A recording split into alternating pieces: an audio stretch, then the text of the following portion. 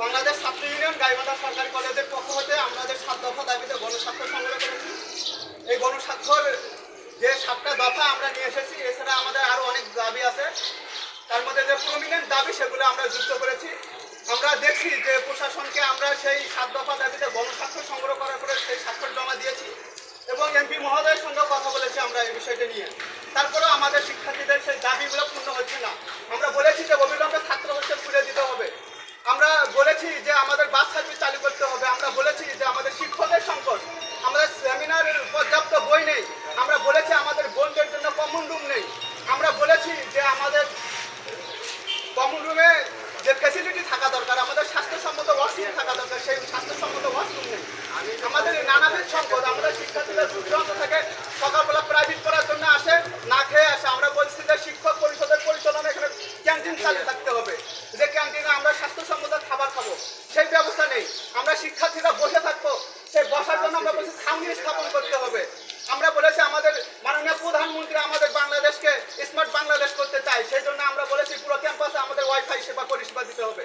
আমরা বলেছি যে স্মার্ট বাংলাদেশের যে উপকরণগুলো থাকা দরকার, যেমন আমাদের শিক্ষার সঙ্গে সম্পর্কিত আমাদের শিক্ষা প্রতিষ্ঠান অবকাঠামো, সেখানে যেমন আমাদের ক্লাসরুম আছে, সেখানে যেমন বেঞ্চ আছে, হোয়াইট বোর্ড আছে, আমার বই খাতা আছে, টিচার আছে, একইভাবে আমাদের মাল্টিমিডিয়া সমৃদ্ধ ক্লাসরুম থাকা দরকার, একইভাবে আমাদের ক্লাসে ওয়াইফাই থাকা দরকার।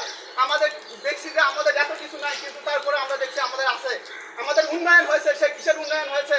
আমাদের শিক্ষার্থীরা যে টাকা দেয় প্রতি বছরে ছাত্র সংসদের জন্য, আমাদের ছাত্র সংসদ আজও খুলছে না। আমরা এখান থেকে কনস্টেবল তালা লেগে দিয়েছি, আমাদের ছাত্র সংসদ খুলে দিলে তারপরে আমরা এই তালা খুলে দেবো। বন্ধুগণ, আমরা বলেছি যে কার জন্য টাকা নেওয়া হচ্ছে, এই যে প্রতিনিয়ত যে শিক্ষার্থীদের টাকা নেওয়া হচ্ছে বাস সার্ভিস চালু করার জন্য। আমাদের ভূতপূর্ব অধ্যক্ষ মহোদয় মিজানুর রহমান স্যার তিনি বলেছিলেন যে 2019 সালের জানুয়ারি মাসে 3টি বাস ক্রয় করা হবে, কিন্তু এখন 2024 সালে এসেও আমরা সেই বাস পাচ্ছি না। সহযোদ্ধা বন্ধুগণ, আমাদের যে দাবি, এই দাবির পক্ষে আজকে আমরা প্রশাসনিক ভবনের অবস্থান নিয়েছি। যদি প্রশাসন আমাদের সেই দাবিগুলো না মেনে নেয়, তাহলে আমরা হয়তো বা একটা বৃহত্তর কর্মসূচিতে যাব। আমরা প্রশাসনকে সেটাই বলতে চাই যে আমাদের প্রতিটি বিভাগের যে সংকটগুলো সেগুলো সমাধান করতে হবে। বন্ধুগণ, আমরা বলেছি যে এত কিছু উন্নয়ন হয়নি, তারপরে যে উন্নয়নটি হয়েছে সেটা হচ্ছে আপনারা যদি ডিপার্টমেন্টগুলোতে যান, আপনি যদি প্রশাসন যে রুমে বসে থাকে সেখানে দেখেন, দেখবেন সেগুলো সম্পূর্ণ এসি নিয়ন্ত্রিত।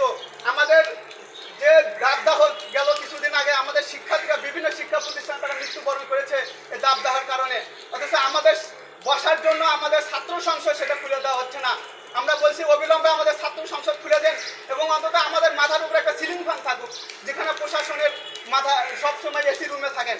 সহযোদ্ধা বন্ধুগণ, আমরা আজকের যে দাবিটা করছি যে অবিলম্বে আমাদের ছাত্র সংসদ খুলে দিতে হবে এবং আমরা এখান থেকে ছাত্র সংসদে গিয়ে আমাদের সেই কার্যক্রমটি আমরা সম্পূর্ণ করব। আমরা প্রশাসনকে এখান থেকে জানাতে চাই যে ছাত্র ইউনিয়ন আমার যে ছাত্র সংগঠন, এরা ভাঙচুর করে না, এটা আগুন সন্ত্রাস করে না, অগ্নি সন্ত্রাসের রাজনীতি করে না।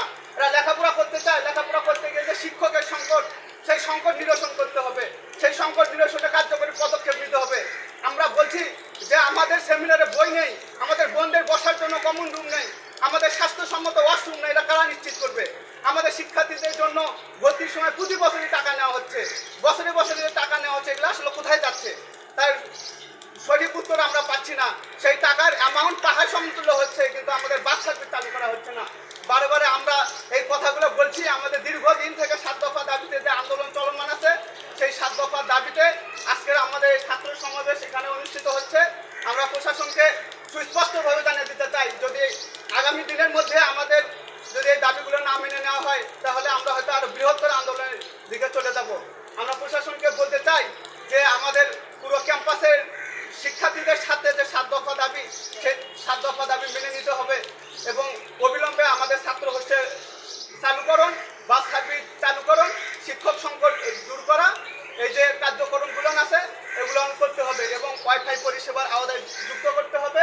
শিক্ষক মহোদয়দের পরিচালনায় এটি ক্যান্টিন চালুকরণ করতে হবে।